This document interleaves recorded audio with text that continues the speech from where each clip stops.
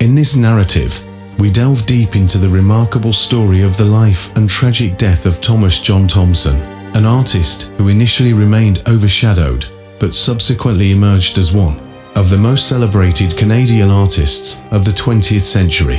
His talent and unique style, which encapsulated the beauty and rawness of the Canadian wilderness, have elevated him to a national hero in the art world, comparable to the great Vincent van Gogh. Thomson, whose artworks now adorn the walls of the most prestigious galleries globally, was once a humble artist whose works did not receive the recognition they deserved. However, everything changed following his mysterious death, which remains shrouded in mystery and the subject of debates and theories to this day. Now, his canvases are valued at hundreds of thousands of dollars, and his name has become a beacon of Canadian artistry. Thomson was not just an artist, he was a canvas poet who managed to convey the depth and beauty of the Canadian landscape in his works. His paintings, filled with vibrant and saturated colors, transport the viewer to a world of incredible beauty and harmony, where each brushstroke tells its own story. Now, as the name Thomas John Thomson has become iconic in the art world, his creativity continues to inspire artists and art enthusiasts worldwide. His life and death serve as a reminder that true talent cannot remain unnoticed, and that genuine art outlives its creator, leaving an indelible mark in history. The life of a genius. Thomas John Thomson was born on August 5, 1877, in the quaint Canadian village of Claremont, situated in the province of Ontario, Canada, named after his paternal grandfather. He was the sixth child in a brood of 10, born to the prosperous family of John and Margaret Matheson Thomson, who hailed from Scotland. Growing up in a nurturing environment, Thomson developed a deep connection with nature, a theme that would later dominate his artworks. His early years were marked by explorations and adventures in the picturesque landscapes surrounding his hometown, fostering a profound appreciation for the natural beauty that Canada had to offer. As he matured, Thomson's artistic inclinations began to surface, and he embarked on a journey to hone his skills and carve out a niche for himself in the art world. Despite facing numerous challenges and setbacks, his determination and passion for art propelled him forward, allowing him to create masterpieces that would later resonate with art enthusiasts globally. Thomson's artistry was not confined to the canvas. He was a visionary who managed to capture the essence of the Canadian wilderness with a unique blend of realism and impressionism.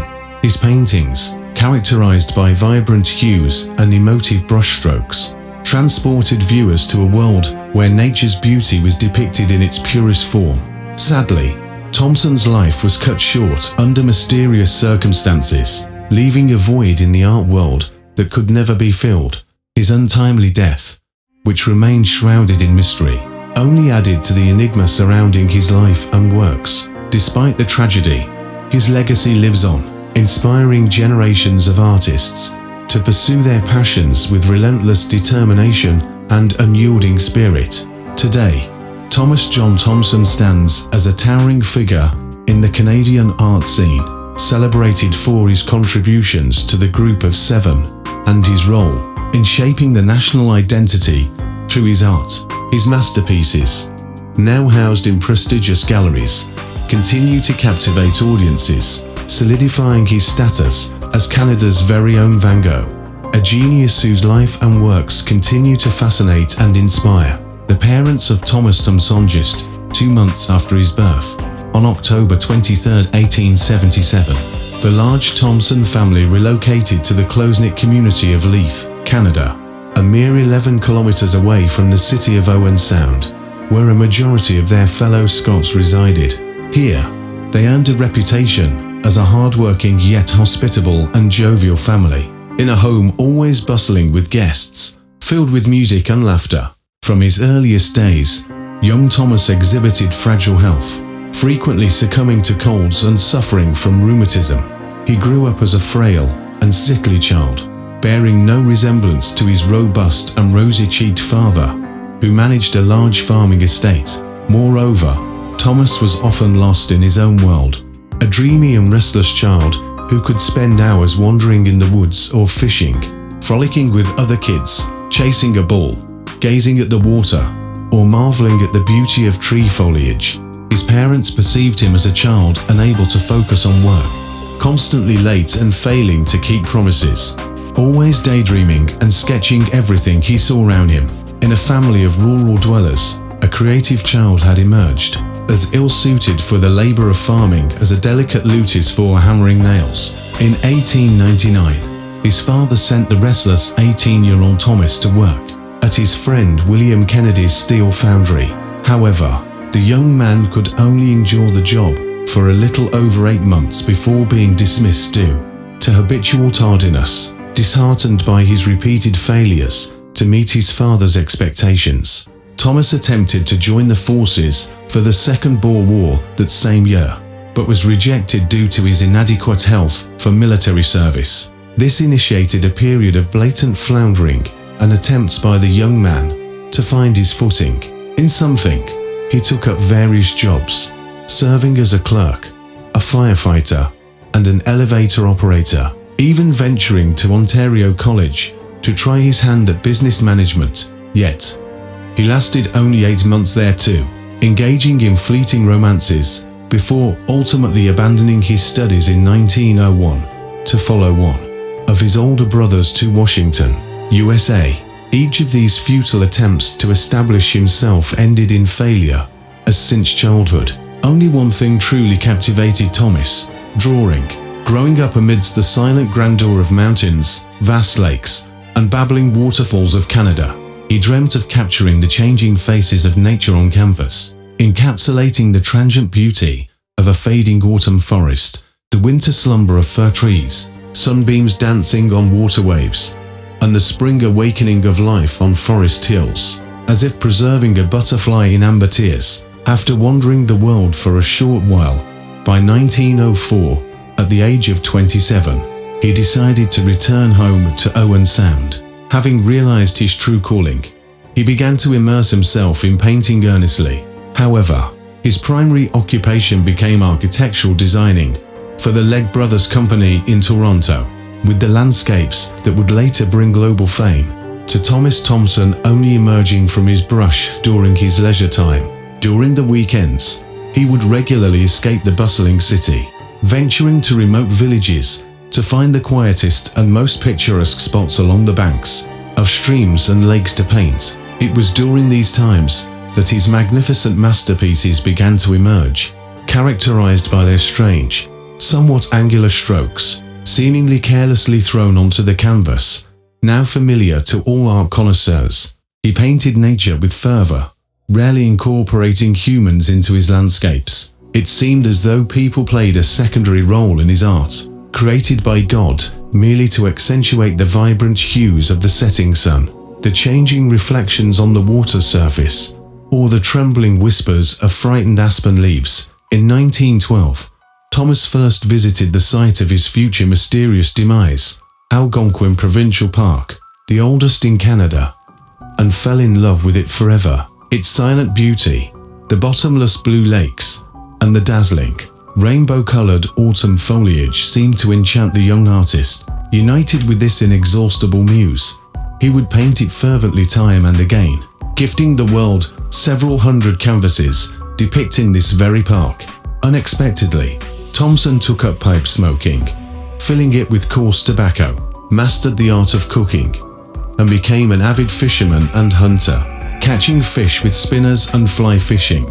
He would disappear into the woods for days, either alone or in the company of friends who were urban artists like himself. Sometimes, entire groups of painters would visit him in the park, and in the evenings, sitting by the fire, Tom would passionately discuss the prevailing colors in nature's palette. During different seasons, they would debate this for hours, each sharing their impressions, and after their departure, Thomson would create with renewed fervor, inspired by the inexhaustible magnetism and magic of nature's beauty. In those years when Thomas was truly creating in Algonquin Park, no one yet considered him a genius, skeptically evaluating his strange and somewhat garish paintings as perceived by an audience accustomed to groomed, classical painting.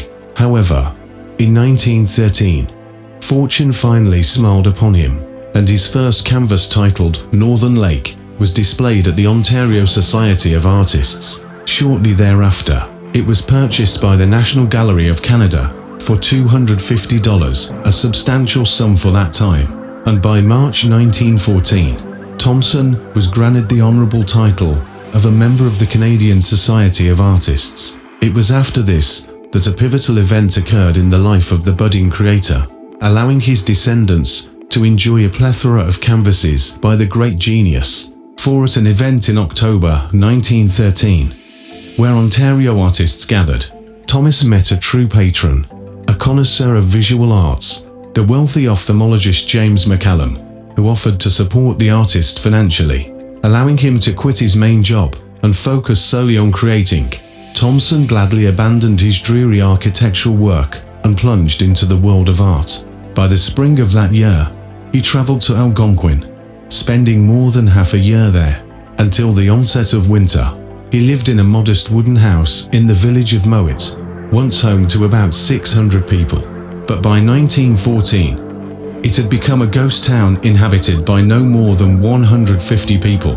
Dedicating much time to painting and developing his unique system of sketches, suddenly, he would undergo a drastic transformation in his lifestyle, abandoning the urban sophistication and elegance that once characterized him. Now, his attire would resemble that of a true woodsman. Tattered felt hats and worn whereupon caps would become his signature accessories.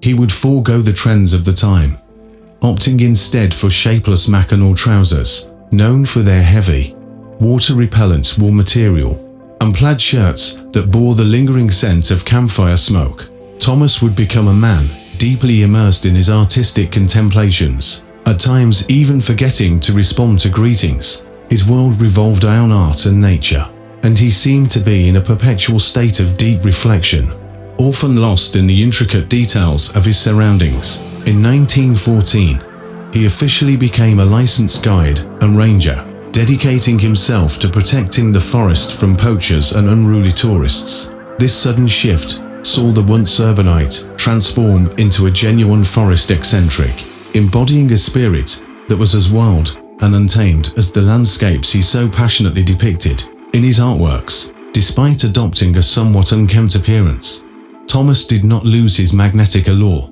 especially when it came to captivating the attention of women. This aspect of his personality is not highlighted in his polished, public biography. However, according to eyewitness accounts, his arrival in the Algonquin Park community sparked a period of genuine headaches for the local men.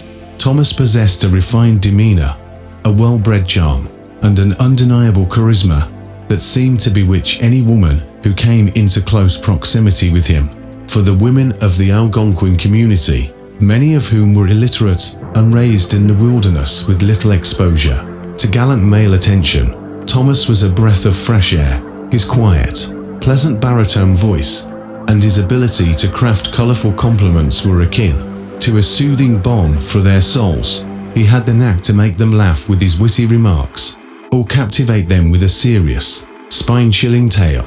A fantastic cook with an excellent athletic build and deep brown eyes, Thomas was a figure who exuded a raw, magnetic charm. But above all, it was his immense talent that was undeniably attractive. His ability to create magnificent pieces of art was something that could not be ignored. Resonating with women on an instinctual level, many found themselves secretly harboring a crush on him, unable to resist his allure. However, it's important to remember that this was during the early years of the 20th century, a time when women, for the most part, maintained a level of decorum and propriety. Their admiration for the handsome artist was often expressed through subtle, longing glances cast in his direction. Unperturbed by the attention, Thomas enjoyed indulging in a good drink now and then. He would often venture to the local bar in the nearby indigenous village to engage in the lively and somewhat risque dance of the time, the hoochie coochie, with comical twists and turns of his legs, grabbing waitresses by the waist and casually breaking hearts along the way. Thomas became a figure of legend, embodying a spirit of freedom, unwild, untamed creativity that was both mesmerizing and slightly scandalous for that era. To further expand on this, it would be interesting to delve into the internet to gather more detailed anecdotes or stories about Thomas' interactions with the community and his personal life during this period. This would provide a richer, more nuanced portrayal of his character, showcasing the depth of his influence and the multifaceted nature of his personality. In the subsequent 2 years, he would immerse himself fully into the rustic lifestyle, becoming an integral part of a small rural community and a connoisseur of the harsh Canadian wilderness. His transformation into a true woodsman was remarkable, acquiring survival skills that allowed him to thrive in the most challenging conditions. He became adept at constructing shelters and homes using the simplest of materials at hand, kindling fires with ease and procuring sustenance from the land. His once cherished artist's cabin would be nearly abandoned as he adopted a nomadic lifestyle, akin to a gypsy, finding solace and freedom under the open sky, dwelling in a simple tent that became his new home. Moreover, he developed a profound pride in his fishing exploits, often boasting about his catches with an infectious enthusiasm. He would pose with his impressive hauls for visiting photographers, his face beaming with a genuine sense of accomplishment and connection to the land. His prowess as an angler became well known, and he would sometimes engage in friendly competitions to prove his fishing luck. One of his main competitors and companions in these friendly contests was Mark Robinson, the chief ranger of Algonquin Park. Together, they would challenge each other to catch the most elusive and agile fish in the region, the lake trout, a species renowned for its intelligence and agility. These competitions were not just about showcasing their skills, but also about deepening their bond with nature and each other.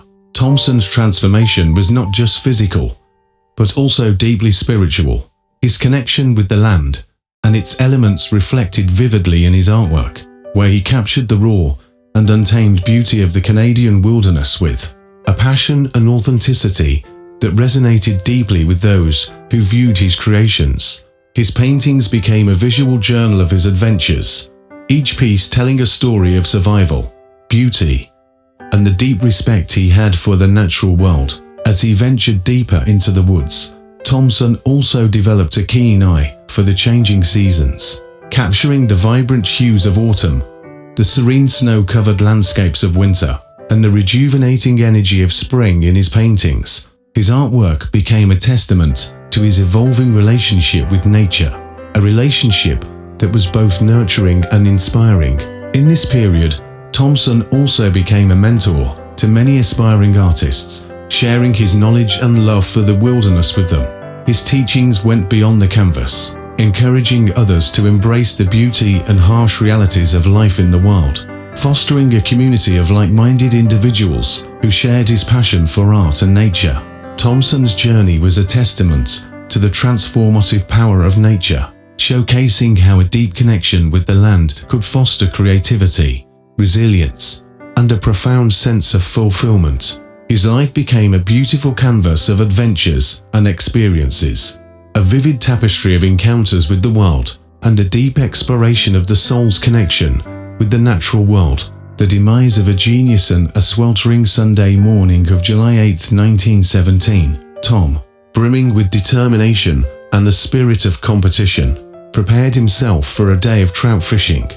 Aiming to prove his prowess to his friend Mark, he gathered an array of fishing gear, including a bamboo and a steel fishing rod, and a bag filled with provisions for the day. He couldn't contain his excitement as he jumped into his canoe, a piece he had purchased 2 years prior. This was no ordinary canoe, it was a chestnut masterpiece, hand-painted by Tom himself in a distinctive shade of green, blending seamlessly with the lush surroundings of the canoe lake. At approximately 12:50 p.m., he pushed off from the shore, the gentle waves kissing the sides of his canoe as he ventured into the heart of the lake. However, a little over 2 hours later, an unsettling sight greeted the eyes of the onlookers. The canoe was spotted drifting aimlessly on the serene waters of the lake, tilted to its right side, devoid of its vibrant owner. Tom was nowhere to be found, sparking a wave of speculation and concern. It seemed as though the artist, perhaps desiring to sketch the picturesque surroundings or engage in some solitary fishing, had disembarked on one of the numerous islands dotting the lake. The canoe, seemingly not secured properly, had drifted away, leaving Tom stranded. Witnessing this unusual sight were Martin Blecher and his sister Bessie, who promptly informed the chief ranger, Mark Robinson, and the local superintendent about the drifting canoe. The canoe was towed to the shore, revealing an untouched bag of food and one of the 2 oars inside it. Strangely, the other oar and both of Tom's fishing rods were missing, adding to the growing mystery. Initially, the discovery of the empty canoe did not raise many alarms, as Tom was known to be a man of the wilderness, often immersing himself in nature for days, capturing its beauty through his art or indulging in long fishing sessions. However, by July 10th, anxiety began to grip the community. The superintendent, George Bartlett, ordered a large-scale official search for the missing artist. A team of 26 individuals, comprising rangers and local residents, embarked on a meticulous search operation, scouring the forests and waters of Algonquin. The gravity of Tom's disappearance was felt deeply, as the park was home to wild creatures such as boars, moose, and bears. The fear was that Tom might have encountered a perilous situation, possibly sustaining an injury and left without provisions or means of transportation. Mark, deeply shaken by his friend's disappearance, tirelessly roamed the forest from dawn to dusk, calling out for Tom with shouts and whistles, a growing dread settling in his heart. After an agonizing 8-day search, on the morning of July 16th, around 9 a.m., the worst fears were confirmed. Tom's body was found, not in the forest or on any of the islands, but floating in the lake, approximately 115 meters from the shore.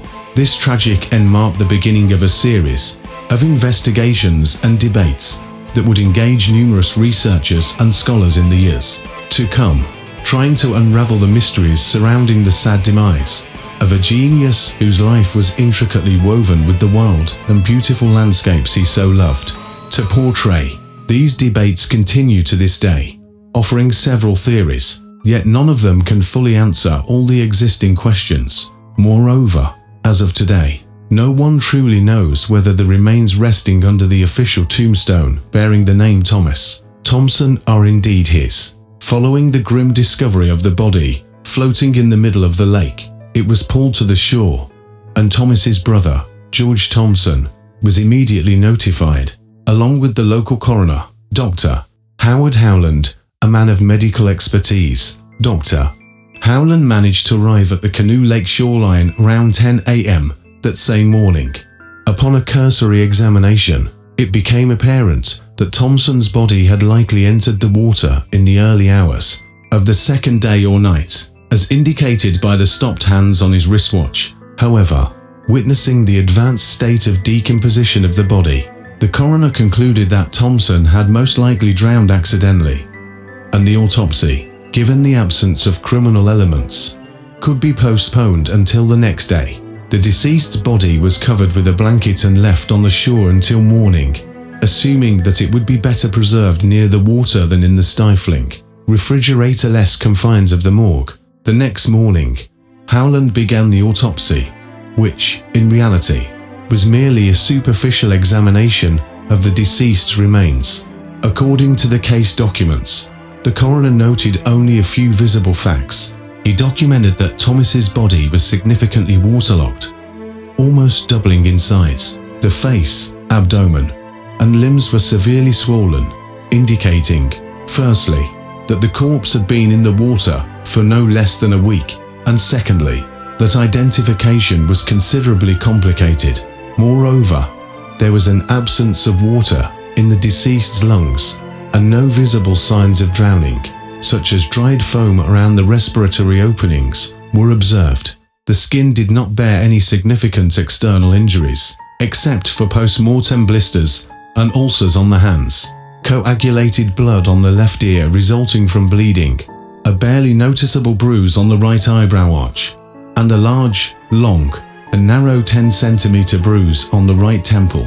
Particularly strange was the sight of a tightly wound, 16-turn fishing line adorned with a dangling copper lure on the deceased's left ankle, adding a perplexing detail to an already mysterious circumstance. At that time, the coroner had no doubts. He believed that all these signs were confirmation of an unfortunate accident. The medical examiner hypothesized that Thomson had become entangled in his fishing gear, slipped either in the canoe or on the shore, and, striking his head severely against the side of the boat or a rock he was standing on, fell lifelessly into the water. It seemed that the promising genius had become the victim of a simple tragic accident. Given that his corpse was in an extremely poor condition, the local morgue lacked refrigeration facilities, and the summer heat was intense, it was deemed necessary to bury him as quickly as possible, without even waiting for the arrival of relatives. The next day, on July 18, 1917, Tom Thomson's body was carefully embalmed and preparations were made for the burial. One of the participants in this process, Mark Robinson, a ranger, tracker, and friend of the deceased, would recount in an interview given in 1956 that he personally cut the tightly wound fishing line from Thomson's ankle with a knife. According to him, the line appeared to be deliberately, very tightly and firmly wound, not at all like a line in which someone could accidentally get entangled.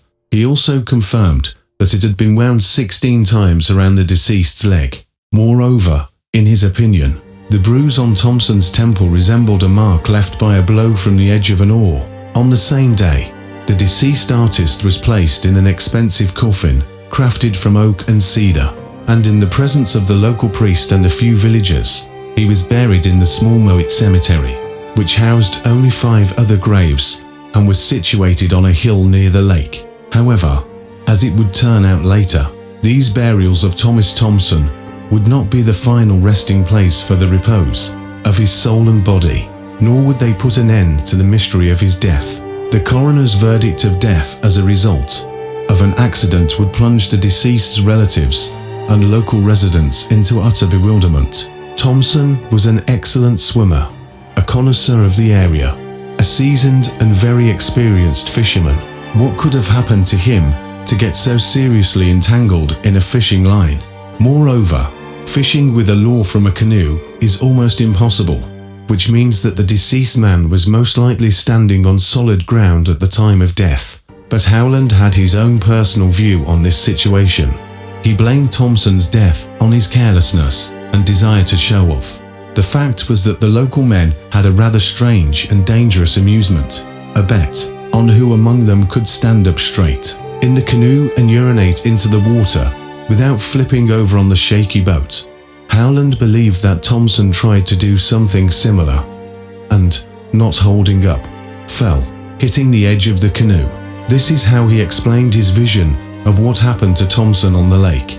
A few hours after the burial, coroner investigator Sir Arthur Rennie would arrive in Algonquin, who was tasked by the authorities and the police to determine whether there was a criminal component in the death of Thomas Thomson.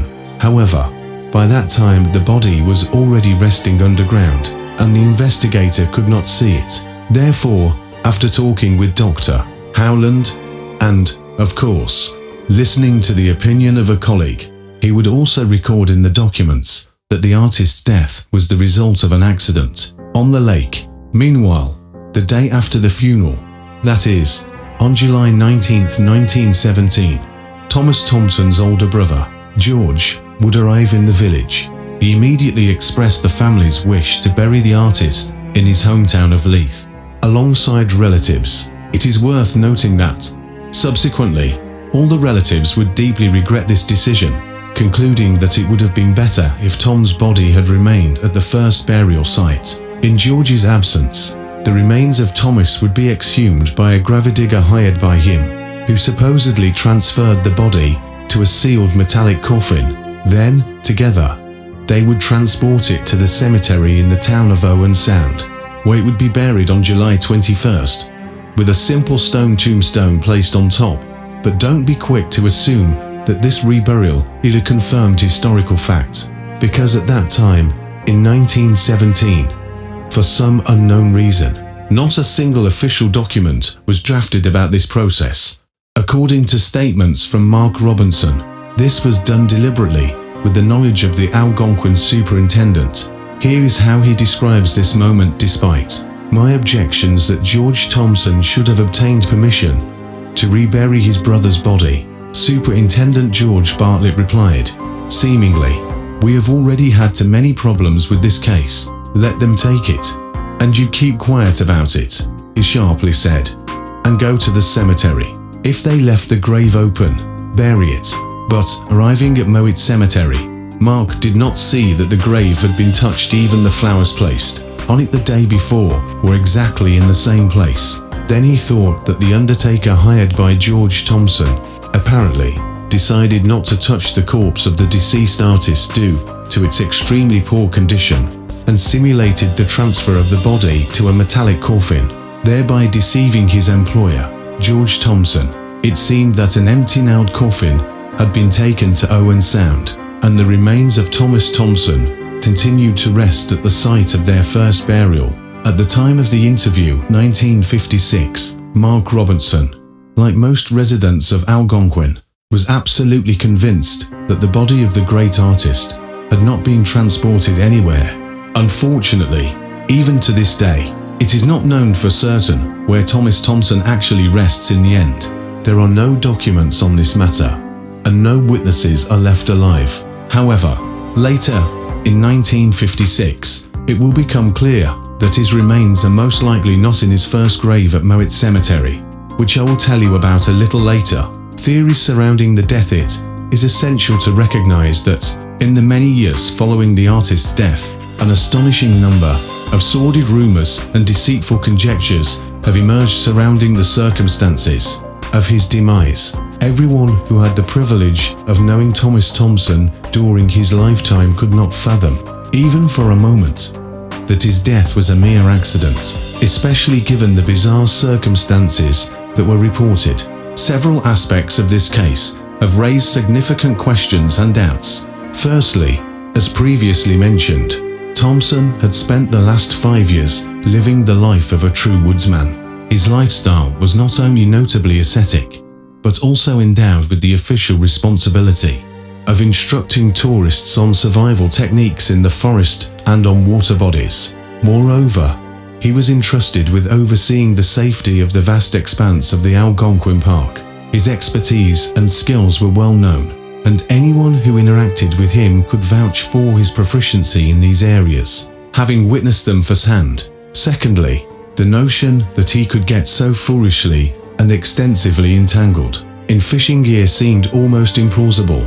Such a predicament seemed more likely for a novice, and even then, it would require a considerable lack of skill and awareness. Experienced fishermen attest that, although it is possible to occasionally get the line wrapped around one's leg during an incorrect cast, it would not be wrapped tightly, and certainly not as many as 16 times. This detail, in particular, has fueled skepticism and led many to believe that there might be more to the story than what meets the eye. As time went on, these doubts only intensified, with many suspecting foul play or some other concealed truths lurking beneath the surface of the official account. The community and those close to Thomson awaited clarity, hoping that someday the real circumstances surrounding his untimely death would come to light, providing closure to a chapter marked by confusion and disbelief. Meanwhile, Thomson's acquaintances and friends often discussed his prowess as a professional fisherman in their correspondence. For instance, one of the preserved letters contains the following words: "It seems that Tom Thomson is an incredibly virtuoso fisherman. He can cast a line using the perfect figure-8 method, hitting exactly the spot he aims for on the water." These words alone indicate that the deceased artist was certainly not a novice in the realm of fishing, but had attained a level of mastery. Could he have suddenly become so amateurish as to get entangled in the fishing line in such a clumsy manner? The witnesses were also greatly perturbed by the large 10 centimeters in length, peculiar bruise on his temple, which strongly resembled a mark left by a paddle strike. Adding to the mystery, the paddle had somehow disappeared from Thomson's canoe. The dried blood on his ear further suggested a blow sustained while he was still alive. But the most significant point of contention was the claim by some locals that they had heard the sound of a gunshot in the direction where Tom Thomson had headed for fishing on that ill-fated morning. The fact that no bullet wounds were found on his body was attributed by many to a negligently conducted autopsy. They argued that the retrieved body was too swollen and in an extremely deteriorated state, and the perpetrator might have used a small caliber weapon. Given these two factors, along with a strong bias against the possibility of Thomson's violent death, Dr. Howland might have simply overlooked gunshot wounds on his body. Furthermore, the circumstances of the artist's life leading up to his death led researchers and concerned individuals to speculate that these could have been the motives for his murder. Soon, these heated debates divided people into three camps. One group consisted of skeptics who firmly believed in the theory of Thomson's accidental death. Another group sought to identify the most likely suspect in his circle, citing potential motives such as the artist's financial debts, romantic affairs, and his staunch principles. The third group asserted that Tom Thomson had clearly taken his own life, a fate not uncommon among creative individuals who succumb to depression for various reasons. As time progressed, these diverging opinions only intensified, with each group holding steadfast to their theories, adding layers of complexity and intrigue to the already mysterious circumstances surrounding Tom Thomson's death. The community remained divided, with each faction presenting their arguments and evidence, leaving the true nature of his demise shrouded in uncertainty and speculation. In defense of their theory, the proponents of the suicide angle primarily cited the opinion of one of the residents of Mowat Village, 26-year-old Martin Blecker, the very person who saw the empty boat floating on the lake on July 8th. It is believed that this individual was the originator of the suicide theory regarding Thomson. Secondly, they referred to the words of the artist's friend, Ranger Mark Robinson, who described the artist as follows: Tom was a true explorer, constantly learning lessons from people and nature. However, like any creator, he was prone to mood swings. One day he could be as cheerful as a child, jumping, laughing, and frolicking. The next, he could fall into complete despondency and melancholy. One thing was always clear: his goals were purely altruistic, untainted by selfish motives. In these words, the advocates of the suicide theory saw an alleged instability in the character of the landscape artist, without considering the fact that none of his acquaintances ever noticed signs of depression or dissatisfaction with life in Tom Thomson. On the contrary, he was considered to be quite a joyful, sociable, easygoing person who believed in his destiny. By 1917, all of Canada had begun to recognize him as a talented artist. He was not grappling with a creative crisis, but was creating unrestrainedly. He was friends with a group of the most famous Canadian landscape artists of the 20th century. Known in the history of visual arts as the Group of Seven, his paintings were becoming popular. He lived in what he believed to be the most beautiful place on earth, was loved by women, and had many plans for the future. Yet, to this day, the camp supporting the theory of Thomson's suicide is quite extensive. Moreover, the enthusiasts of this version are not at all concerned with clarifying how he might have shortened his life. In my opinion, this theory is absolutely untenable, primarily because it does not explain the appearance of a bruise on the temple, a hemorrhage from the ear, and a fishing line wrapped around the leg of the deceased artist. Firstly, a person proficient with firearms and a seasoned hunter would most likely have used a rifle or a pistol for suicide, rather than opting to drown. Secondly, to attach a weight to his leg, he would not have used a thin and easily breakable fishing line, but a sturdy rope. Thirdly, it is quite difficult to understand where the substantial bruise on the temple came from in case of drowning, as such internal hemorrhages only occur when the circulatory system is functioning, that is, exclusively when alive. Unlike the theory of Tom Thomson's suicide, those who believe that the artist was murdered can explain each of these facts. The only issue is that their version lacks uniformity.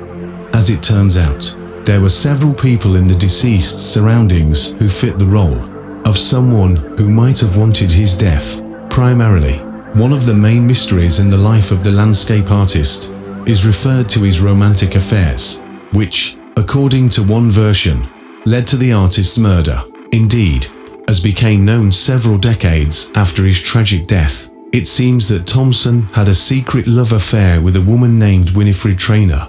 This relationship, shrouded in secrecy and complex emotions, might have been a significant factor that contributed to a series of events culminating in his untimely demise. The intricate web of personal connections and potential motives only adds to the enigma surrounding the final moments of Thomson's life, leaving room for endless speculation and theories.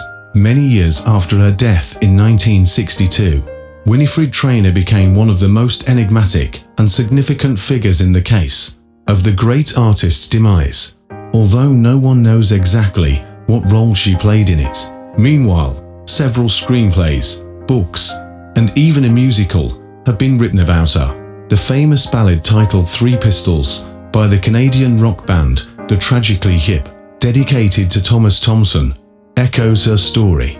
Well, little girls come on Remembrance Day placing flowers on his gravesh weights. In the shadows till after dark to sweep them all away. Winifred Trainer's name began to appear alongside the deceased landscape artists in the 1970s. Initially, she was mentioned as a good friend rather than Thomson's lover, with the first reference to her appearing in the book Tom Thomson, The Algonquin Years, published in 1969 and written by Mark Robinson's daughter, Ottilien Addison. Tom and Winnie met in 1913, when she was 28 years old, and he was already 35. The eldest daughter of Hugh Trainer, a brigade leader of the Huntsville Lumber Company, the petite and attractive Winifred spent the summers with her family in a cottage located just a few hundred meters away from Thomas Thomson's artist's cabin. Their acquaintance blossomed amidst the picturesque surroundings of the Algonquin Park. Winifred, with her gentle demeanor and grace, seemed to have captured the heart of the artist, who was known for his deep connection with nature. As the seasons passed, their friendship seemed to deepen, with whispers of a budding romance echoing through the trees that surrounded their respective abodes. The nature of their relationship remains a topic of speculation and has been woven into the fabric of the mystery surrounding Thomson's death. Was it a passionate love affair that blossomed in the quiet corners of the forest, or a deep friendship nurtured by shared moments and conversations under the canopy of the Algonquin trees? The exact nature of their bond remains elusive, adding another layer to the enigmatic tale of Thomson's life and death. As the years went by, Winifred's name became synonymous with the lingering questions and theories that surrounded Thomson's untimely demise. The ballads sung and the stories spun about their relationship have painted a picture of a woman who held a significant place in the artist's life, possibly holding secrets that could unravel the mystery of his death. The intertwining of their lives, marked by shared moments in the tranquil settings of Algonquin, has become a focal point in the narratives exploring the intricate web of relationships and events that marked Thomson's final days. The whispers of a secret love affair, the haunting lyrics of a ballad, and the enigmatic presence of Winifred in the artist's life continue to fuel the intrigue and speculation that surrounds one of Canada's most mysterious and tragic tales. Those who remembered the young woman before July 1917 described her as a charming and extremely responsive person. She was a true personality, intelligent, open, very sincere, honest, and ready for self-sacrifice. If someone needed help writing a letter, applying to a pension fund, or simply receiving moral support, she was always there, ready to face failures with open arms and defend the interests of even acquaintances with a fierce determination. Her distinctive feature was her fearlessness and inability to be hypocritical. She never engaged in idle conversations or participated in gossip. Many said that by nature, Winifred was endowed with a charm and beauty that she never exploited. She even expressed a certain disdain for it, dressing indifferently, hastily gathering her hair into a hairstyle, and not worrying at all about her appearance. It seemed that she was concerned with things more elevated than her own appearance. Yet even with this, as acquaintances asserted, she managed to stand out noticeably against the backdrop of her dolled-up friends, who were beautiful like dolls, but indifferent and superficial. In a society that often judged women by their appearances, Winifred was a breath of fresh air. Her indifference to the superficialities of fashion and beauty standards spoke of a depth of character that was rare in those times. Her beauty was of a different kind, emanating from her kindness, her intelligence, and her genuine concern for others. It was a beauty that didn't need adornments or embellishments to shine. It was intrinsic and pure, a reflection of her inner self. Her relationship with Thomas Thomson was a testament to her unique allure. In a world where many were captivated by appearances, Thomson seemed to have been drawn to her inner beauty, her spirit, and her strength of character. Their connection, as speculated by many, was based on a deep mutual respect and a shared love for the natural world that surrounded them. As the mystery of Thomson's death unfolded, Winifred became a central figure, a woman who possibly held the keys to unraveling the enigma that surrounded the artist's tragic end. Her role in the narrative, whether as a friend, a confidant, or a lover, added a layer of complexity to the already intricate tapestry of theories and speculations. In the years that followed, as stories about their relationship circulated, Winifred's character stood as a beacon of integrity and authenticity amidst a sea of rumors and conjectures. Her unwillingness to exploit her beauty, her disdain for gossip, and her readiness to stand up for others painted a portrait of a woman who was not just a figure in a tragic tale, but a person of substance, a woman of depth and dignity, who perhaps, in the end, became the unsung hero in the tragic saga of Thomas Thomson's life and death. No one knows exactly how the acquaintance between Thomas and Winifred occurred. What is known is that starting from 1913, the artist regularly began to visit the neighboring cabin to have a cup of tea with the silver-haired Hugh Trainer, discussing the weather, local beauties, and the political situation in the world. A world that, incidentally, stood on the brink of the First World War in 1913. Regarding his closer relationship with Winifred, Thomas never told anyone, but rumors of their specific friendship were in circulation. Of course, no one spoke openly about it, as such matters were preferred to be kept private during those times. It is only known that he gifted her several dozens of his works, which were mostly stored in the trainer's cabin in Algonquin, and in the spring and winter of 1915 and 1916, he visited Winifred in Huntsville, where the Trainer family resided during the colder part of the year. Most likely, shortly before his death, Thomas and Winifred were engaged, and at the time of her lover's death, Winifred was pregnant with his child. At least, in 1969, this was confidently stated by Winifred's niece, who kept but never publicized a correspondence between her aunt and Thomas. She claimed that the letters between them contained irrefutable evidence that Tom and her aunt were engaged. In the midst of the swirling rumors and the shadow of a looming war, their relationship blossomed quietly, shielded from the prying eyes of society. The letters, as described by the niece, were a testament to a deep and abiding love, a connection that transcended the boundaries of friendship. They spoke of dreams for the future, of a life built together amidst the natural beauty that they both cherished so much. But fate had other plans. The tragic and untimely death of Thomas left many questions unanswered, many dreams unfulfilled. The whispers of their engagement, the hints of a child that would never know its father, added a poignant layer to the already tragic tale.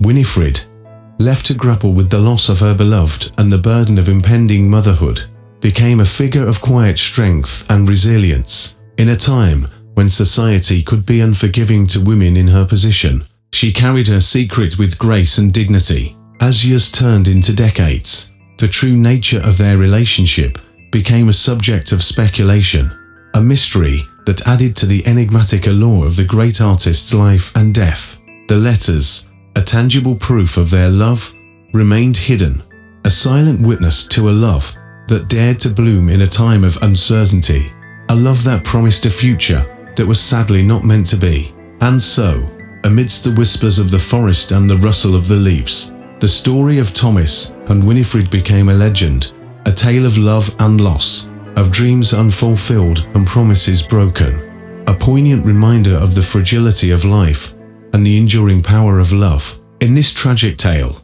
Winifred Trainer stands as a symbol of a victim of the societal norms and biases of that time. She was a woman who loved and was loved, yet her love was doomed to secrecy and non-recognition. In a world where women were relegated to a secondary role, her fight for the right to love and happiness collided with a harsh reality. The death of Thomas left her in a position where she was not only bereft of her beloved, but also the opportunity to prove the true depth of their relationship. She encountered a society that was not ready to acknowledge her rights. As a beloved woman who had lost her prospective husband, Winifred was a woman of strong character, brave and independent, but even her spirit could not withstand the accusations and prejudice that descended upon her. Following Thomas's death, her fight for the truth, her attempts to restore Thomas's name and prove their love, met with a wall of misunderstanding and denial. In this struggle, Winifred lost not only her beloved, but also her reputation, her faith in justice. She was left alone in a world that rejected her and her unborn child. This story serves as a reminder of the cruelty of the society of that time, of its inability to recognize and respect love that transcended established norms. She never openly admitted to being pregnant, but by the end of September 1917, she suddenly left for distant relatives in Philadelphia, where she stayed until spring. Persistent rumors circulated that she spent this time in a home for unmarried women, where she gave birth to and abandoned her child. After her death, a researcher managed to confirm this information, but could not trace the history of the abandoned infant. When she returned to Huntsville, she was a completely different person, broken and devastated. From then on, no one would hear her ringing laughter or kind words. She would never look at another man and would remain a spinster forever. Her outfits, which were not particularly fashionable to begin with, now took on exclusively shades of black and dirty grey. Over time, she transformed into a heavy, perpetually gloomy, and quarrelsome woman, with lips constantly pursed in dissatisfaction. Walking down the street, she would shuffle her feet heavily on the pavement. Her head hung low. Her personality changed beyond recognition, becoming the embodiment of eternal disapproval, and no one wanted to associate with her anymore. Shortly before her death, local boys even dubbed Winifred an old witch. This superstitious fear was instilled by a poor squirrel that had died and got stuck in the power lines right opposite the lonely trainer house. The animal skeleton, like a parody of a squirrel crucifixion hanging in the air, would scare the children, instilling fear and revulsion towards the innocent old woman.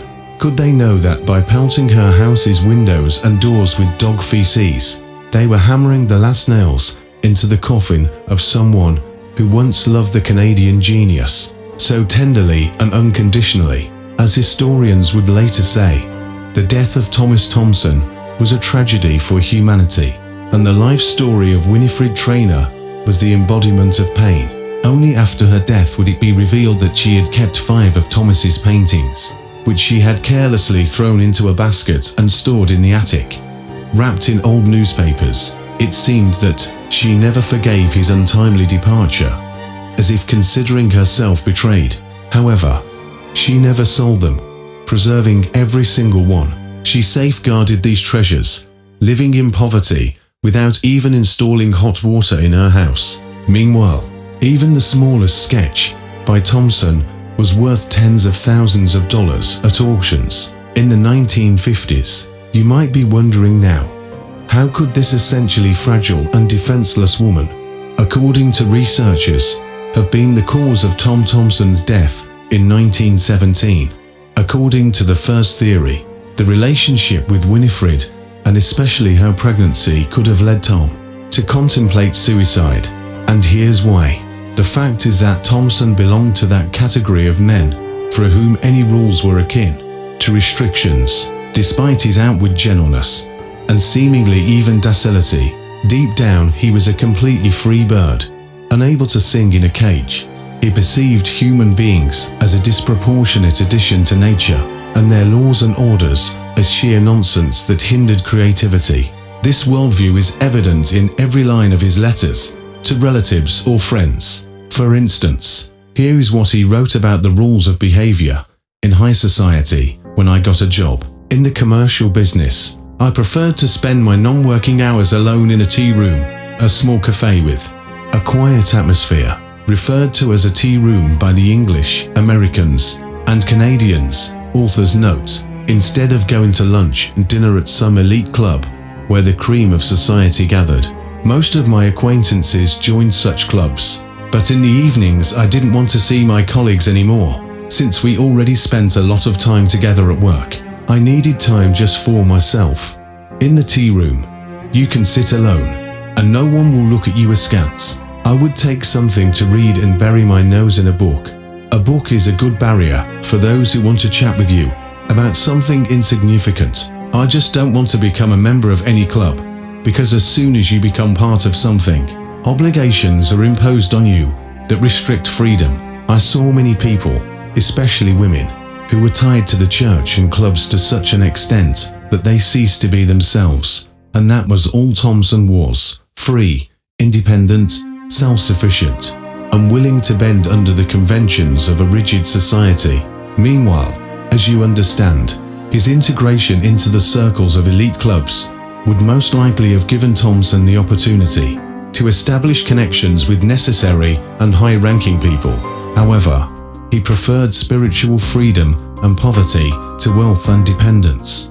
Of course, imagining such a person bound by the ties of marriage is quite difficult, which is pointed out by proponents of the suicide theory. They assume that Thomson, due to his decency, was forced to marry pregnant Winifred, while wholeheartedly resisting the act of taking on a mass of obligations. Thoughts that he put the girl in a special position, and the idea of himself as the head of a family and a children's educator terrified him, and, unable to resolve this dilemma, he chose to leave forever. However, as mentioned earlier, none of Thomson's close friends and relatives believed in this theory, as they had not noticed not only suicidal thoughts, but also serious depressive moods in him. Moreover, shortly before his death, he actively wrote to Dr. McCallum, where he clearly stated his plans and aspiration for the future, demonstrating an absolutely normal desire for life. However, we do not know exactly when Thomson received the news that Winifred was pregnant. Perhaps he found out just on the eve of his death, and realizing that all his creative plans were going down the drain, decided to drown himself. Those who believe that Thomas took his own life envision the further process as follows: going insane from the inability to solve the problem correctly. He swam to a part of the lake where no one could see him, tied a weight to his legs, and jumped into the water, and falling to the bottom. While still alive, he hit some log or stone, which caused the known injuries on his body. The second theory, which implicates Winnie Traynor, albeit indirectly, as the cause of the artist's death, suggests that she was involved in a love triangle, the other two sides of which were Tom and Martin Blecker, the very man who essentially first reported the landscape artist missing. And the main reason for this assumption, researchers point to an incident that occurred on the eve of the mysterious death of the Canadian genius. It turns out that, on the evening of July 7th, 1917, Tom and Blecker, while in a local bar and warming up with a substantial amount of alcohol, had a serious argument. No one knew the true cause of the conflict, but their quarrel escalated into a serious fight, which could only be stopped by other rangers, separating the raging men. After this, Blecker threw a curse at Thomson: "Don't stand in my way, or it will be worse," and, slamming the door, left the bar. Some of those present in the drinking establishment believed that the argument was a confrontation between the men for the right to be with Winifred Traynor, and although, in reality, besides this mention, there is not a single factual evidence that Blecker was courting the girl, for some researchers, it became a reason to suspect Traynor of playing both sides. Meanwhile, no one ever saw Blecker showing her attention, and the woman herself never mentioned it even once. So is it worth assuming that Martin, suddenly enraged because of this, took the opportunity to follow his offender into the woods, where he eventually hit him on the head with an oar and drowned him, tying a weight to his legs, secured on a fishing line? In my opinion, such accusations are nothing more than malicious insinuations, in an attempt to blame an innocent, unfortunate woman. Most likely, one of the witnesses to the bar fight applied this situation to themselves, concluding that such conflicts between men most often flare up over the competition for a woman. Meanwhile, Tom and Blecker had another reason for discord, and it was, in fact, much more serious than love disputes. It turns out that there was a long-standing feud between Thomson and Blecker, based firstly on a significant difference in upbringing, and secondly on very different views on the war, which had already been claiming the lives of thousands of soldiers on the battlefields for 3 years. Martin N. Blecker was born on July 11, 1891, in Buffalo, New York, USA, in the family of German immigrants Martin H. Blecker Sr. and Louise Blecker. They lived in a part of the city where mostly other German immigrants settled. It was there that Martin Blecker Sr. opened a furniture business in his time, which soon became quite successful. Martin Blecker Sr. in 1909, he bought several houses in Algonquin Park to spend the summers there with his family. They settled in a 2-story wooden cottage on the shore of Canoe Lake, near the village of Mowat, and gradually integrated into the small local community. However, this family did not gain much popularity among the locals, primarily because they were Germans and, moreover, Americans. Martin Jr. was particularly disliked, who never really worked anywhere in his life, living off his father's money. It seems that only once at the age of 19 did he get a job as a newspaper delivery boy, but within a couple of weeks, he had quarreled with all his clients. He would spend the remaining years of his short, unsuccessful life unemployed, squandering the fortune earned by his father.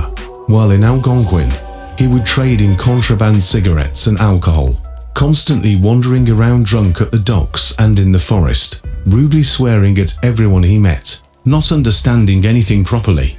He set a trend to loudly and obtrusively offer his advice to everyone and boast about non-existent successes. But what irritated people the most was his self-confidence and assertiveness, which seemed to be based on nothing, and this while he could be trusted with such primitive work as mooring boats at the dock at most. As any other, more serious task, he could easily ruin, forgetting about it while drunk. In short, Martin Blecker Jr. was a frankly unpleasant type.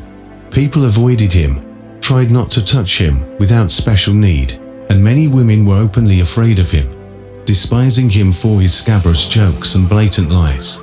And as you understand, starting from 1914, this situation only escalated. After all, in the cauldron of the First World War, instigated by Germany, hundreds of Canadians died every day, and the Bleckers were Germans. In such times, fears of sabotage and espionage multiply among ordinary people. It's no wonder that soon a rumor began to spread among the residents of Algonquin that Martin Jr. was behaving too suspiciously and might turn out to be a German spy. Most likely, such conversations were based only on his origin and his personal rejection by society. But in such a relationship, it is difficult to blame the people whose sons fought daily in the trenches against the citizens of Germany. After all, it was the Canadian cause that earned the title of shock troops during the years of the First World War with their courage and fearlessness, leaving almost 11,000 dead sons and fathers on the battlefields, and the victory of the 4 Canadian Corps in the Battle of Vimy Ridge, France on April 9, 1917, is considered to have marked a turning point in the outcome of the war. Of course, as soon as Canada entered the war, the attitude towards the Germans living on its territory changed for the worse. Already in 1914, according to a government decree, the rights of ethnic Germans began to be infringed, depriving them of the opportunity to vote and bear arms. They were closely watched, required to register their location, and obtain permits to cross borders. Such restrictions were all the more offensive and quite extensive, considering that at that time the German community in Canada was the third largest ethnic group.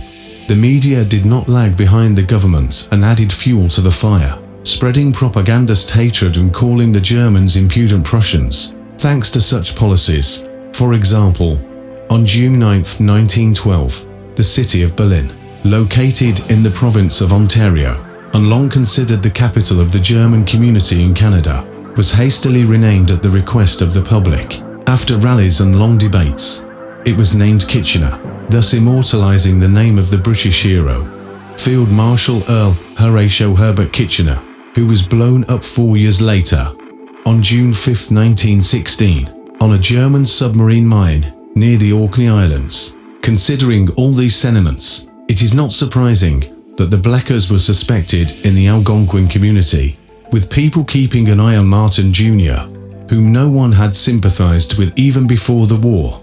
Mark Robinson, Tom Thomson's best friend and the chief ranger of the park, who himself participated in the war, got caught in the meat grinder at Vimy Ridge and was wounded, was especially suffering from suspicions towards him.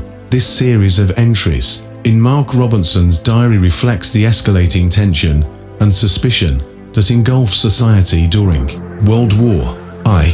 The suspicions towards Martin Blecher Jr. seemed to intensify with each new entry, painting a picture of an individual involved in potentially dangerous activities. However, it's important to note that during this period, suspicion and fear of possible espionage activities were quite prevalent, and many innocent individuals became the subjects of suspicion. Robinson, being a war veteran, was likely particularly sensitive to potential threats to national security, which could have amplified his suspicions towards Blecher. Blecher's receipt of a large quantity of beer, despite its personal use, could have been perceived as a violation of the law, especially in light of the existing prohibition on the sale of alcohol at that time. This likely heightened Robinson's suspicions that Blecher was engaged in illegal activities, possibly even espionage. Nonetheless, a critical skepticism should be applied to these entries. At the time of these entries, there was no evidence presented that Blecher was indeed involved in any form of espionage or other illegal activities. These could simply be manifestations of the general atmosphere of fear and suspicion that gripped many communities during the war. Moreover, it's important to remember that accusations of espionage could have serious repercussions for the accused, including arrest and potential prosecution. In this context, Robinson's entries can be seen as an attempt to document his suspicions, possibly with the intention of presenting them to the competent authorities in the future. In conclusion, while Robinson's entries serve as an interesting historical document reflecting the sentiments and fears of that time, they should be approached with caution and a critical mindset. Considering the lack of concrete evidence to substantiate the allegations against Blecher, it is essential to approach these entries with a discerning eye, recognizing them as potentially a reflection of the heightened tensions and fears of the time, rather than concrete proof of any wrongdoing on Blecher's part. In the midst of the First World War, the community of Algonquin Park was not immune to the tensions and suspicions that pervaded society. At that time, Mark Robinson, a ranger in the park, harbored growing suspicions towards Martin Blecher Jr., a German-American resident in the area. Robinson's diary entries hint at a belief that Blecher might have been involved in espionage activities, possibly monitoring the movement of Canadian troops, provisions, and weaponry along the railway lines. Robinson's daily duties included greeting incoming and passing trains, a task during which he might have noticed Blecher engaging in similar observations. It is likely that Robinson discussed his suspicions with his close friend, Tom Thomson, when the latter was still alive. Thomson, a renowned artist, was not enlisted in the war due to his physical unfitness for military training, a point of contention between him and Blecher. Their disagreements were fierce, with the topic being particularly sensitive for Thomson, who was torn between his patriotic desire to defend his homeland and his pacifist beliefs. This internal conflict was reflected in his correspondence with friends, where he expressed his anguish over his inability to join the war effort. Thomson's circle was divided on the issue. Dr. James McCallum, who financially supported Thomson and sold his paintings, believed that Thomson's genius was better served in the realm of art rather than on the battlefield. He encouraged Thomson to focus on his artistic pursuits, which he believed were his true calling. Others in Thomson's circle tried to persuade him to join the army, while some used their connections in the government to prevent his enlistment. In 1915, an agent from the military department even visited Algonquin to assess Thomson's fitness for service. After reviewing Thomson's medical records, which highlighted a childhood bout of rheumatism that had adversely affected his legs, the agent deemed him unfit for military service. Thomson, perhaps embarrassed by this, never discussed the real reason behind his exemption from service and avoided conversations on the topic. Despite his medical history, witnesses recalled that Thomson appeared healthy and robust, capable of walking tens of kilometers without fatigue, hauling heavy canoes uphill, and swimming 4 hours. Robinson speculated that Thomson was exempted from service due to a heart condition, a theory that was not substantiated. Blecher, seizing any opportunity, accused Thomson of cowardice and mental weakness, often instigating heated arguments that sometimes escalated to physical altercations. This narrative paints a vivid picture of a community grappling with the pressures of war, where personal conflicts were exacerbated by the larger conflict engulfing the world at that time. It showcases the strain on friendships and the personal turmoil experienced by individuals caught in the crossfire of global events and personal convictions. Blecher, a fervent jingoist who advocated for colonial military expansion and the division of people based on nationality, often provoked Thomson, igniting fierce reactions within him. On July 7, 1917, the eve of his demise, a possibly inebriated 40-year-old Thomson retaliated to an insult, receiving a substantial blow to the head from the stout and strong 26-year-old Blecher. The altercation escalated until other rangers intervened to separate them. Mark Robinson speculated that an infuriated Blecher followed Thomson the next day, as he went fishing and subsequently murdered him. Although Robinson could never substantiate his theory, he maintained until his last breath that Blecher knew more about Thomson's death than anyone else, possibly due to his own involvement, or because Thomson had discovered his alleged espionage activities. The theory that Blecher was a romantic rival for the affections of Winifred Traynor seems to romanticize their relationship. It is more plausible that the conflict between the two men stemmed from a clash of personalities and ideologies. However, the altercation on the eve of Thomson's death raises the possibility that the blow Thomson received might have caused a delayed traumatic brain injury. While this theory seems somewhat far-fetched, it has its proponents. Contrarily, it becomes clear why Blecher later insisted on the theory that Thomson committed suicide. Such a theory portrayed Thomson as unstable and depressive, allegedly grappling with guilt, and conveniently absolved Blecher of any suspicion regarding his death. In August 1931, Blecher even attempted to fabricate evidence supporting this theory during an interview, claiming that Thomson's legs were tightly bound with a rubberized rope, implying a self-inflicted act. However, numerous witnesses debunked his lie, forcing him to retract his statement. Even Thomson's family never held Blecher responsible for his death, although George Thomson conducted his own investigation, interviewing everyone present on that fateful evening at the bar. Ultimately, Blecher was never charged with any crime. not even assault, and he died of a heart attack at the age of 47 in 1938. This narrative paints a complex picture of the interpersonal dynamics and tensions that existed in the community during that period, highlighting the deep-seated suspicions and the cloud of uncertainty that surrounded Thomson's untimely death. It portrays a time of heightened emotions and strained relationships, where personal conflicts were exacerbated by the larger societal issues of the time. It also showcases the various theories and speculations that emerged in the aftermath of Thomson's death, reflecting the community's struggle to come to terms with the loss of a prominent figure in their midst. But don't be too quick to assume that the relationships with Winifred and Bletcher were the only issues Thomson faced that could have led to his demise. The story of the artist's death has so many facets that looking at them all at once can be blinding, causing one to lose their bearings. Perhaps this is why every researcher has been able to find validation for their own theory within it. To avoid getting entangled in the intricacies of the narrative, we will gradually move forward, only occasionally looking back to gain a clearer understanding of the situation.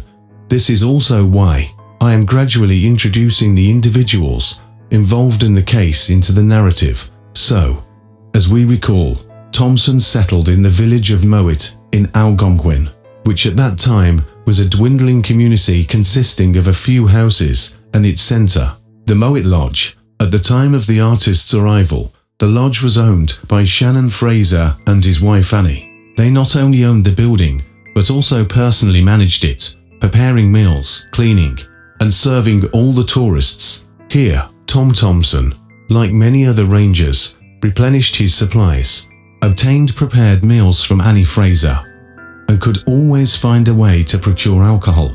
This passage continues to unravel the intricate web of relationships and circumstances surrounding Thomson's life and death. It introduces new characters into the narrative, Shannon and Annie Fraser, who played a significant role in Thomson's life during his time in Algonquin. Their lodge served as a hub for the community, a place where people gathered, exchanged news, and obtained necessary supplies. It paints a vivid picture of the daily life in the small community, highlighting the interconnectedness of its members and the central role the lodge played in facilitating these connections. It sets the stage for further exploration of the complex dynamics that existed within this community, hinting at the potential involvement of other individuals in the unfolding mystery of Thomson's death. Everything that transpired in the park eventually revolved around the Morphed Lodge, and Shannon Fraser was not only a prominent figure in Algonquin, but also a man who always had money and illicit goods, which he traded under the table. And since this man is another significant figure in the case of the strange death of Thomas Thomson, I'll tell you a bit more about him and his wife. It's important to understand that in the Fraser family, the main driving force was not Shannon, but Annie. This woman was the inspiration, creator, and mastermind behind the entire hotel and tourism business, which began to emerge during Thomson's time there. She first arrived in the abandoned village of Morphed in 1906 with her husband. They previously lived in Kensington when he was appointed the manager of the local flour mill. The mill had been idle for some time, as its former manager had died a few years earlier. Occasionally, a few tourists would visit to see its old building and outdated equipment. Mrs. Fraser warmly welcomed them into her home, and soon persuaded her husband to acquire several abandoned cabins in the village of Morphed. She wanted to transform them into guest cottages that could be rented to travelers and guests coming to admire the local beauties. In 1910, after a long bureaucratic hassle, the Fraser family became the rightful owners of the largest building in Morphed, which they significantly renovated, creating hotel rooms and a kitchen within it. In reality, the Morphed Lodge was more of a boarding house than just a hotel, as people often stayed in its rooms for several months, or even years, dining there as well.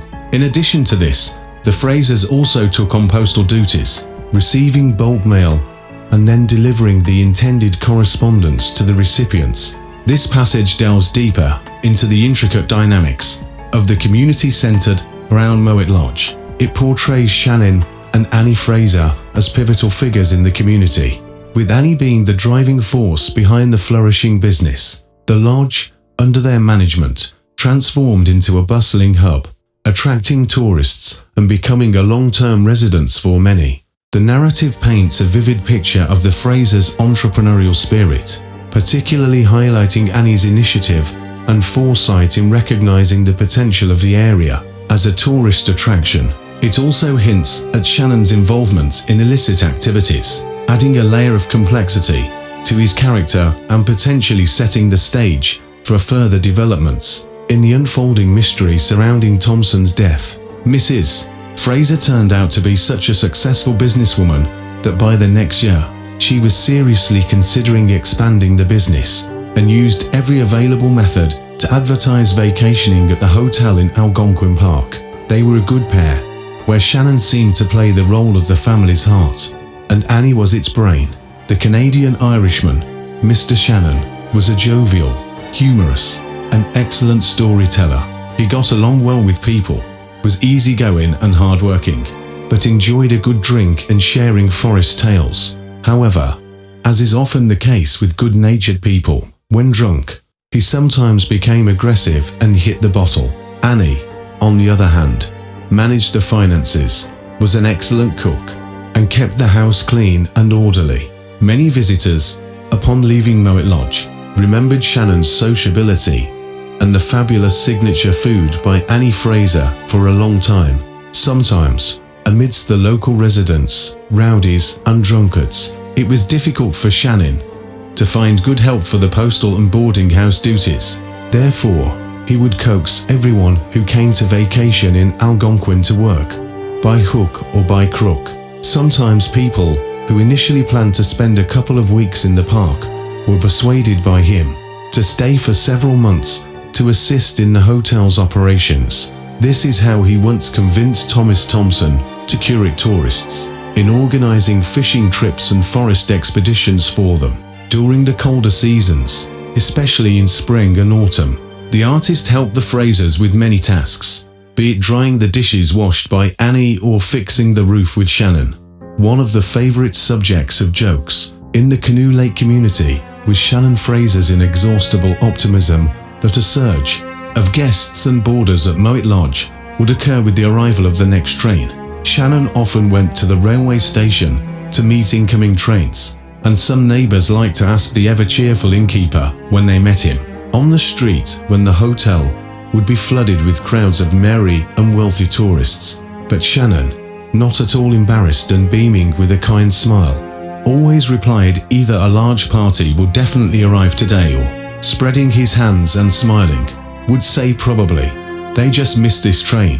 This passage further explores the dynamics of the Fraser couple, who were at the helm of the Mowat Lodge. Shannon is portrayed as a heartwarming figure, a storyteller with an unyielding spirit of optimism. Even in the face of challenges, his buoyant personality contrasts with his occasional bouts of aggression, hinting at a complex character. Annie, on the other hand, is depicted as the backbone of the operation, managing finances and ensuring the smooth running of the lodge.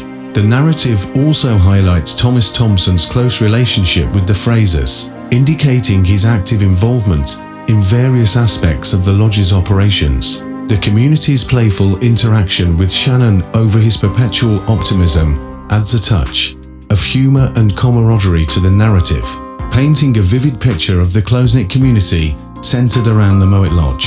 The Fraser family, who were essentially the linchpins of the main business in Algonquin Park, often found themselves grappling with troubles brought about by their hired workers. Notably, individuals like George Rowe and Larry Dixon, who resided in shabby shacks near the mill, were a constant source of headaches.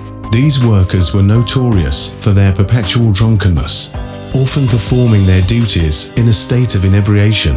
Annie Fraser's patience would sometimes wear thin, witnessing the absurd antics they indulged in while under the influence. On several occasions, she found herself compelled to dismiss them, only to relent and call them back once their drunken escapades subsided, a cycle that seemed to repeat endlessly. Despite these challenges, The Frasers were known to be fundamentally simple, open-hearted, and kind individuals. It was with them that Tom Thomson forged a close friendship and frequently interacted. They were the kind of people who were deeply embedded in the community, always ready to lend a helping hand or offer a listening ear.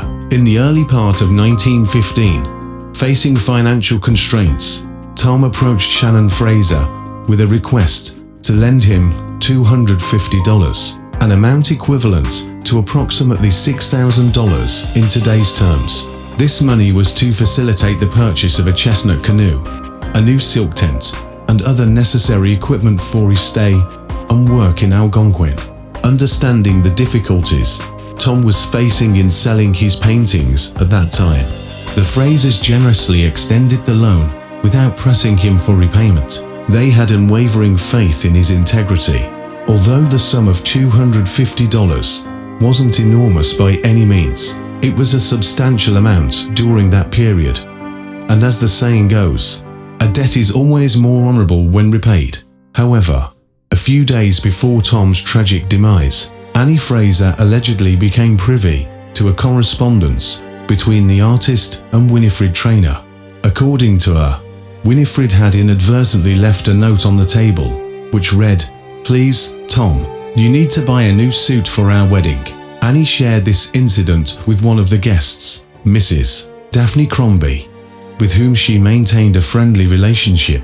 It is highly likely that she also confided in her husband, Mr. Shannon Fraser, about this matter. What transpired next remains a matter of speculation. On July 8, 1917, the day Tom Thomson decided to embark on his final fishing trip, only the Fraser family members were the last to see him. Annie had prepared a packet of light food for his journey, and later, Shannon confirmed the artist's departure at 12:50 p.m. They were, in fact, the last and only people to have interacted and seen Thomson on that fateful day. Interestingly, no one else could attest to having seen Thomson after he left a drinking session that took place at a bar the night before. In an interview conducted on January 14, 1977, Daphne Crombie revealed to a researcher that she continued to maintain relations with Annie Fraser for several years following the mysterious death of Thomas Thomson. During one of their conversations, Annie allegedly confessed that it was Shannon who had killed the artist. On the evening of July 7th, a heated conversation erupted between Tom and Shannon in the bar, where no one else remained. The discussion touched upon sensitive topics, including Tom's marriage plans and the repayment of his debt. Such conversations, especially fueled by alcohol, had the potential to escalate into unpleasant confrontations, even physical altercations, given that both men were already agitated due to a recent altercation between Tom and Bletcher. Tensions were running high. A powerful blow to the head, presumably, rendered Tom unconscious, causing him to fall and hit his head against the grate of the stove, leaving a small bruise above his eyebrow, a grim testament to the tragic events that unfolded that night. This blow resulted in the instantaneous death of Thomson, propelling Fraser into a panic, where he conceived the idea to conceal the body by submerging it in the lake. According to Crombie, this is where Annie's narrative concluded. However, even these scant details allow us to hypothesize that Fraser, finding himself in a precarious situation, likely sought the assistance of his wife, a woman known for her ability to think clearly in extreme circumstances. Utilizing Thomson's boat and grabbing the first thing that came to hand, they attached a weight to his legs in an attempt to sink the body in the middle of the lake, believing this would effectively eliminate all evidence of their crime. Unfortunately, they miscalculated, and a few days later, due to a snapped fishing line on the weight, Thomson's body resurfaced on the lake's waters. Thus, alcohol, a frequent accomplice to many human tragedies and sorrows, a random brawl, and unintended actions could have led to the murder of a genius, leaving his descendants grappling with one of the greatest mysteries. A few days after Tom's funeral, Mark Robinson would note in his diary that he was aware of the drinking session and the altercation between his friend and Blecher that took place on July 7, 1917, in the bar. He would emphasize his belief that the excessive consumption of alcohol, which was most likely supplied to the bar by Mr. Fraser, was the root cause of the incident. It seems that at that moment, he became acutely aware of the flourishing underground, illegal trade of alcoholic beverages in his homeland, prompting him to initiate his own investigation. This revelation might have ignited a spark in Robinson, urging him to delve deeper into the dark underbelly of the seemingly tranquil community. Perhaps he started to connect the dots, realizing that the illegal alcohol trade was not just a business, but a breeding ground for violence and tragedy. As he embarked on this personal investigation, he might have uncovered a network of secrets, deceit, and criminal activities that tainted the picturesque surroundings of Algonquin Park. As Robinson delved deeper, he might have found himself facing moral dilemmas and dangerous encounters as he navigated through a web of corruption that seemed to engulf the community he held dear. The death of his friend, Tom, served as a grim reminder of the devastating consequences of human vices and the darkness that lurked beneath the surface of their society. In this atmosphere of tension and suspicion, the community would have been rocked by the revelations. With friendship strained and trust eroded, the Frasers, once respected members of the community, might have found themselves isolated, as whispers of their involvement in Tom's death spread like wildfire. As the truth slowly unraveled, the community would be forced to confront the darkness within, leading to a period of reflection and, hopefully, redemption. Through this lens, the tragic death of Tom Thomson transformed from a simple case of a drunken brawl gone wrong to a complex narrative of human frailty, societal corruption, and the relentless pursuit of justice, leaving an indelible mark on the history of Algonquin Park and its inhabitants. Most likely, he will blame Blecher, not Fraser, and that's why he will soon head to the railway station to check the shipments that arrived in the German's name. It's worth noting that no serious investigation was ever conducted regarding Fraser. As a potential murderer of Tom Thomson, he died at a fairly advanced age, slightly before his wife. However, many independent researchers assert that the local residents hinted in conversations that they knew who the great artist's killer was, and these hints subtly pointed towards Shannon. However, as you understand, this theory of Fraser's guilt in Thomson's murder is primarily based on the testimony of a single individual, the very same Daphne Crombie, who only revealed her conversation with Annie Fraser several years later. Because if we assume that Annie did not read Winifred's note, she could not have known about Thomson's planned wedding.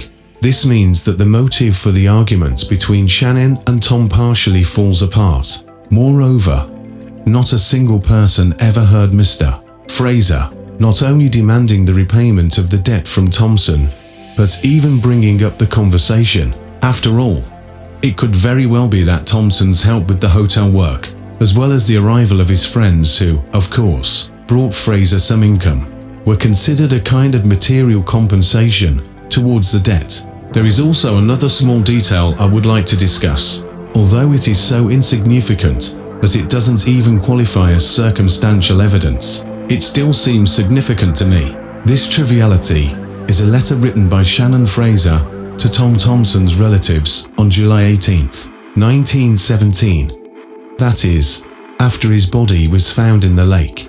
Addressing it to John Thomson, Fraser reported the horrific discovery at Canoe Lake, and the only injury he mentioned in the letter was a bruise above the artist's eyebrow. It gives the impression that Shannon simply did not know about other damages to Thomson's body, but somehow only saw the bruise above the eyebrow. However, in reality, this bruise was a very minor but visible external injury.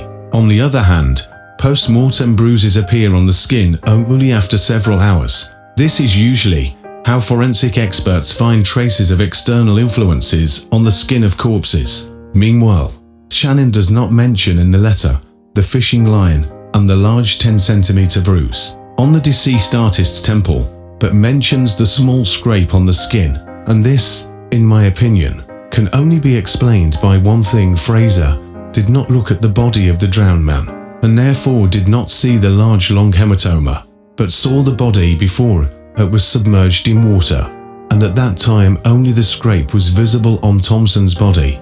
However, I realize that this conclusion might be erroneous, because the theory that Shannon Fraser was Thomson's murderer has too little evidence. Moreover, Daphne Crombie herself, to tell the truth, rouses no less suspicion in me, as local residents whispered that she secretly pined for Thomson. This woman first appeared at Canoe Lake in early spring 1917. She came to Algonquin with her husband, Lieutenant Robert Crombie, who had endured the entire war and contracted severe tuberculosis during it. Doctors recommended the ailing soldier to live somewhere far from the city and closer to the pine forests. After some consideration, the family went to restore the lieutenant's health in the cleanest place in Canada, Lake Canoe. But Robert was still very weak, and young Daphne had absolutely nothing to do in such a remote place, having met everyone who could be of interest to her, and also enjoying the beauties of nature, while her husband lay in bed, gradually coughing up his lungs. She became engrossed in communicating with the handsome, talented Thomson, and perhaps she mentally entertained herself with imaginary romantic relationships with the inaccessible genius. At the very least, she referred to their interactions as very warm, stating that after getting acquainted, they quickly got along. Tom, evidently not devoid of the desire to flatter himself with the attention of another woman, sometimes walked with her along the shore and even gifted her one of his sketches. For a young lady who had a sick husband lying somewhere in a room and surrounded by dense and impassable forest, such signs of attention from a well-mannered, charismatic man could seem very substantial. Meanwhile, strangely enough, Daphne would later claim that she had never met or even heard of Winifred Traynor before her conversation with Annie Fraser, which is hard to imagine, because Winnie was a frequent visitor to Mowat Lodge, and the women simply could not have avoided meeting each other. So the theory of Thomson's death at the hands of Shannon Fraser, which Daphne Crombie clearly hinted at, might be nothing more than a gossip invented by her, a fabrication in which a young woman, infatuated with another man, wanted to add her own significance to his biography. These are the main theories describing the possible causes of Thomas Thomson's death. Less loudly, but no less realistically, there are also assumptions that the artist could have been killed by someone external and unknown to the Algonquin Park community. After all, Thomson might have had an envious person wishing to halt the rising talent of the genius, or perhaps a jealous husband, suspecting Thomson of adultery with his wife, decided to end their relationship in such a radical way. And surely, in the vast forests of the park, there were local smugglers lurking around who could consider Tom a dangerous witness. We cannot rule out the possibility that the trains passing through the park, carrying soldiers and military cargoes, could attract the attention of spies and saboteurs, ready for any actions. But, unfortunately, in this story, not only the circumstances of the artist's death are a mystery, but also his burial. For, to this day, no one knows exactly where his remains rest. Starting from the year 1935, the mysterious death of Thomson became a subject of investigation for historians, distant relatives, friends, and journalists. All of them were united in one belief, according to the existing documents. The remains of the genius artist should be resting by the lakeside in Algonquin. This belief was further reinforced by the narrative of Mark Robinson. Therefore, after 39 years, on October 5, 1956, in an attempt to dispel the rumors and unearth the truth, the grave at Mowat Cemetery was opened by the order of a judge, responding to the public demand, and the body resting there was exhumed. Yes, you heard it right, from the grave, which logically should have been empty as we know. The remains of a man were extracted. Believe it or not, those who undertook the task of examining the remains were almost certain that they had unearthed the body of Thomas Thomson. This team included such respected figures in Canada as Dr. Noble Sharp, a medical doctor, Dr. Gary Ebbs, and Judge William Little. The objective of this operation was to confirm or refute the rumors about the violent death of the deceased artist and the actual place of his burial. In simple terms, these individuals were looking for signs of bullet wounds on Thomson's bones. The first order of business for the experts was to scrutinize the burial site itself. They noted that the grave, situated almost on the lakeshore, had been significantly eroded by underground waters. As a result, human bones and fragments of wood from the coffin were mixed together. Moreover, it was evident that the coffin was crafted from valuable species of oak and cedar, showcasing its original luxury. This detail aligned with the official information that Thomson was buried in such an expensive coffin. The metal handles and rivets, which were once part of it, were found in the grave at the same level as the discovered bones, indicating that the deceased was most likely buried in this grave in this particular coffin. Initially, the investigators felt that their study was progressing as planned, as at first glance, the burial site appeared to be Thomas Thomson's grave. At least, the luxurious coffin and the arrangement of the remains seemed to confirm this. However, as soon as they began examining the bones themselves, it became clear that they could not possibly belong to the deceased genius. Firstly, it was clear that at the time of burial, the body was dressed in only one woolen sock, which did not match the records in the documents. Secondly, the bones evidently belonged to a person not of Caucasian descent, but rather a representative of the Native American population, most likely an indigenous person. This revelation was a shock to all present, as it implied that either the documents were falsified, or a completely different individual was buried in the grave. The doubts intensified when the bones were closely examined, revealing characteristics that did not align with Thomson's known physical attributes. This unexpected turn in the investigation opened up a plethora of new questions and theories, further deepening the mystery surrounding the artist's death and final resting place. Meanwhile, as we know, Tom was a pure-blooded Scotsman, and there were no hints of Native American lineage in his family tree. It seemed that the group of scholarly men had found the remains of a local resident in the grave where the artist once lay. This individual appeared to be quite young, under 30 years of age, buried somewhere between 20 to 40 years ago, with a hole in the skull, possibly resulting from a trepanation procedure. Initially, the hole in the skull was mistaken by the investigators as a bullet hole, but they later ascertained its non-criminal origin. A bullet, upon entering the skull, would leave radial cracks and fissures around the wound, which were not observed in this case. This neat hole in the skull was more likely made by a specialized medical instrument, such as a trepan. This discovery, which was immediately reported to the police and the press, shocked everyone who was, in one way or another, connected to the life and death of Thomas Thomson. It further complicated the entire story, adding a plethora of new questions to the narrative. Firstly, it became clear that the artist's body had indeed been removed from its original burial place. But how could Mark Robinson have been so mistaken about this? Secondly, a new mystery emerged. How did the remains of a Native American end up where they were found, especially in such an expensive coffin and with a trepanation hole in the skull?